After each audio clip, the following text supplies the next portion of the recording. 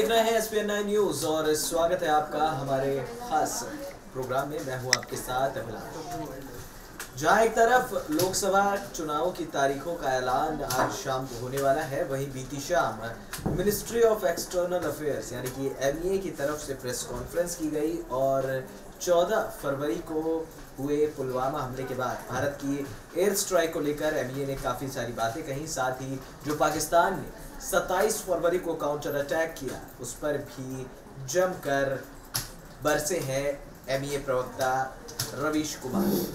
जी हाँ, बीती शाम हुई प्रेस कॉन्फ्रेंस के बारे में आपको बता दें, लेकिन उससे पहले आपको बताते हैं कि दरअसल पिछले 1.5 महीने में हुआ क्या। आपको बता दें कि 14 फरवरी को जब पुलवामा हमला हुआ, जिसके बाद करीब हमारे 40 जवानों की शहादत हुई और इस शहादत के बाद पूरे देश की तरफ से ये मांग उठने लगी कि इस बार बदला लिया जाए, इस बार इन 40 जवानों की शहादत व्यर्थ न जाए, इस बार इन 40 जवानों की शहादत का मुंह तोड़ जवाब दिया जाए।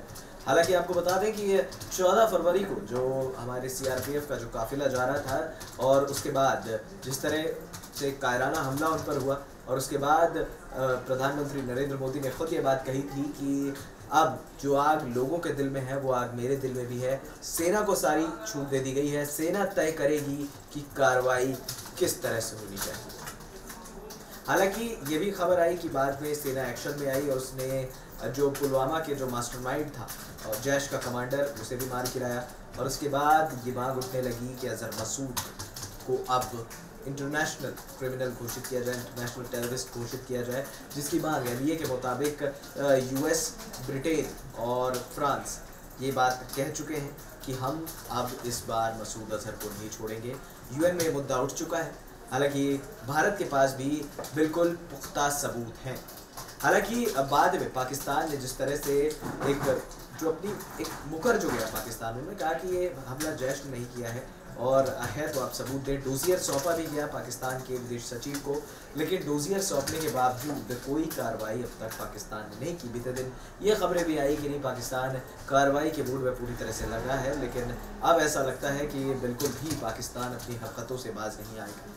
जब पाकिस्तान की सरजमी यूज़ हो रही है तो जाहिर तौर पर पाकिस्तान पर भी उठेगी। बड़ी बात यह है कि ये हर कोई ये पहले ही कह चुका है, सेना भी कह चुकी है कि उनकी दुश्मनी पाकिस्तान की आवाम से नहीं है, उनकी दुश्मनी है उन दहशत गर्दों के साथ जो कायराना हमला करते हैं, जो भारत में आकर भारत के लोगों को नुकसान पहुंचाते हैं, भारतीय सेना को नुकसान पहुंचाते हैं। उरी हमले के बाद सर्जिकल स्ट्राइक हुई, भारत ने मुंहतोड़ जवाब दिया और ये नया हिंदुस्तान है, ये बात प्रधानमंत्री मोदी कह चुके हैं। हालांकि इमरान खान जो पाकिस्तान के वज़ीर आज़म हैं यानी कि प्रधानमंत्री हैं, उन्होंने कहा था कि अगर आपको लगता है कि इस मामले में पाकिस्तान की सरजमी इन्वॉल्व हुई है, आप हमें सबूत दें, आप हमें डोजियर सौंपें, मैं एक्शन लूँगा, मैं इस बात की गारंटी देता हूँ।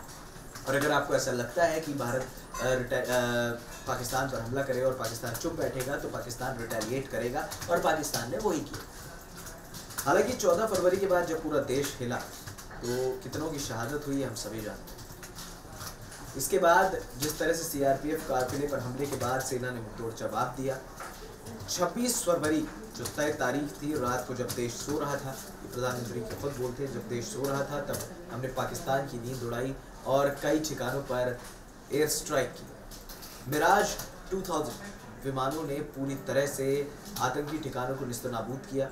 हालांकि कई विपक्ष नेता ये भी कह रहे हैं कि एयर स्ट्राइक हुई या ना हुई उसके सबूत दें, सिर्फ और सिर्फ वो एक इंटरनेशनल रिपोर्ट के बिना पर जिसमें ये कहा गया कि सिर्फ 15 पेड़ गिरे। अब जाहिर सी बात है कि इतना तो कोई भी दिमाग लगा सकता है कि अगर 1000 किलो बम बरसेंगे तो ऐसा तो नहीं हो सकता कि सिर्फ 15 पेड़ गिरे। कैजुअलिटी अब तक जो है वो नहीं शो की है पाकिस्तान ने भी। और देखिए, कहीं पर भी ये बात बिल्कुल वाजिब तौर पर समझी जा सकती है कि अगर आप स्ट्राइक करते हैं या फिर आप जो बम गिराते हैं तो वो टारगेट लॉक करके गिराते हैं, आप वहाँ लोगों को गिनने नहीं जाते हैं कि कौन गया और कौन जिंदा है। हालांकि भारतीय एयरफोर्स यानी कि भारतीय वायुसेना का साफ तौर पर कहना था कि उन्होंने सिविलियंस को टारगेट नहीं किया है। ये प्रेस कॉन्फ्रेंस MEA ने भी पहले अपनी प्रेस कॉन्फ्रेंस में कह दिया था। तीनों सेना प्रमुख जब सामने आए तो उन्होंने भी यही कहा कि हमने पाकिस्तान का एक F-16 विमान गिराया है और दूसरे के सबूत जो है वो पूरी तरह से बिल्कुल जिसे कहते हैं कि MiG-21 जो पाकिस्तान ने गिराने की बात की थी, हमारा एक MiG-21 विमान जो है क्रैश हुआ था जिसके पायलट अभिनंदन थे और 2 जो MiG-21 विमान गिराने की बात पाकिस्तान की तरफ से कही गई थी, गफूर साहब की तरफ से कही गई थी। उसमें कहा था कि उन्होंने भारत के 2 MiG-21 विमान गिराए हैं, जिसमें एक पायलट उन्होंने पकड़ रखा है और एक को हॉस्पिटलाइज कर दिया गया है। हालांकि एमईए के मुताबिक यहाँ पर पाकिस्तान ने कोई भी पुख्ता सबूत नहीं दिए हैं और उन्होंने कहा कि हमारा सिर्फ और सिर्फ एक MiG-21 विमान गिरा।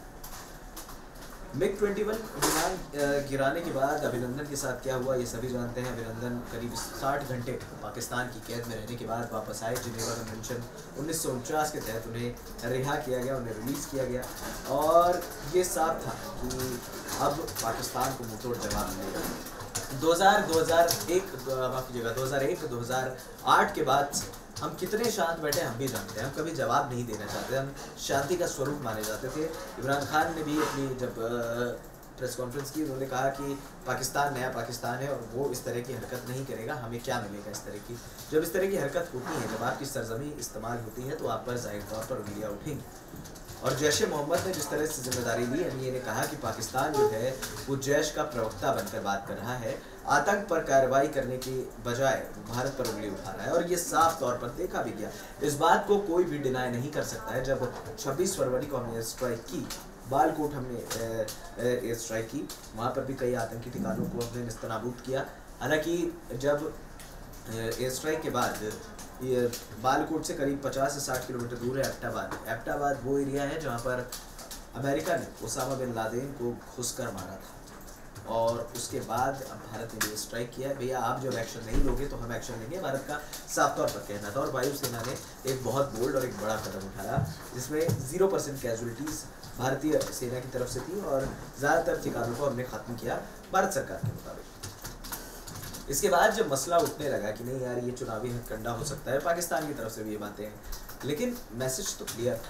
अगर हमने काउंटर अटैक किया है, अगर हमने जवाब दी, हमने स्ट्राइक की है तो हमने ये कहा है कि अब भारत शांत बैठने वाला मुल्क नहीं रहा। अब भारत वो मुल्क हो गया है जो जवाब देना जानता है और घर में घुस कर मारना जानता है। जिस तरह से आतंकी ठिकानों को ख़त्म किया गया, 27 फरवरी को पाकिस्तान ने भी एयर स्ट्राइक की। उन्होंने F-16 विमान निकाला।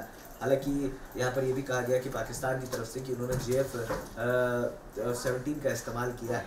JF-17 चाइना का दिया हुआ वो प्लेन है। उन्होंने कहा कि हमने भारत को कोई नुकसान पहुँचाने की कोशिश नहीं की। जब आप मिलिट्री ठिकानों पर हमला करने के इरादे से निकले थे तो फिर जब आप मिलिट्री ठिकानों पर हमला कर रहे हैं, दैट मीन्स कि आप हमारी मिलिट्री पर हमला कर रहे हैं, सिविलियंस पर हमला कर रहे हैं।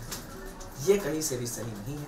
सेल्फ डिफेंस की आप बात करते हैं, सेल्फ डिफेंस की बात आप तब कीजिए जब आपको ठिकाने पता हो। अगर भारतीय आर्मी को आप आतंकवादी घोषित कर देंगे तो ये बड़ी शर्म की बात होगी। और अब साफ तौर पर ये देखा जा सकता है कि एमईए की तरफ से जो हुई है, अब क्या भारत एक्शन लेगा पाकिस्तान के खिलाफ, क्या आतंक के खिलाफ कड़ी कार्रवाई होगी, क्योंकि आतंकिस्तान के खिलाफ आवाज़ उठनी बहुत ज़रूरी है। आतंकिस्तान को ये पता लगना चाहिए कि भारत अब जवाब देना जानता है, भारतीय सेना जवाब देना चाहती है। जिस तरह से भारतीय सेना ने अपना कौशल दिखाया है, अपना पराक्रम दिखाया है, वो वाकई में अब ये बात तो तय है कि हम करारा जवाब देंगे। हम ऐसा जवाब देंगे कि इनके पैरों तले ज़मीन खिसक जाएगी। हालांकि मसूद अजहर की भी बीते दिनों ज़िंदगी ख़त्म होने की पुष्टि की गई थी, हालांकि अभी भी संदेह बना हुआ है। लेकिन ये बात तो है कि मसूद अजहर का ना रहना यहाँ पर भारत को बहुत भारी पड़ सकता है, क्योंकि मतलब माफ़ कीजिएगा, पाकिस्तान को बड़ा भारी पड़ सकता है, क्योंकि जिस तरह से पाकिस्तान ने ये हरकत की है और जिस तरह से पाकिस्तान अपनी हरकतों से बाज नहीं आया है, ये बात तो तय है कि अब जवाब बिल्कुल ही देना बनता है। लेकिन इस बीच लोकसभा चुनावों की भी तारीख का आज ऐलान होना है शाम 5 बजे। अब क्या भारतीय जनता पार्टी की सरकार बनती है? अगर कांग्रेस की भी सरकार बनती है तो कांग्रेस को भी अब ये चीज़ करनी पड़ेगी, क्योंकि बीजेपी ने ये चीज़ें 2 बार दिखा दी हैं, एक बार सर्जिकल स्ट्राइक करके, एक बार एयर स्ट्राइक करके। तो अब लोगों की डिमांड तो यही रहेगी कि अब सामने वाले को आप मारो और ऐसा घुस कर मारो कि सामने वाला सिर उठाने की जरूरत ना करे। अब देखना होगा कि किस तरह से पूरा मामला मोड़ लेता है, किस तरह से ये मामला जो है वो आगे बढ़ता है, क्योंकि इस मामले को लेकर कई तरह की बातें भी की जा रही थी। अब चुनावी हथकंडा भी लोग कह रहे हैं इसको, लेकिन माना नहीं जा सकता, क्योंकि जब हमने स्ट्राइक की है हमारे पास पुख्ता सबूत हैं और वो सबूत ज़रूरत पड़ने पर पेश भी किए जा सकते हैं।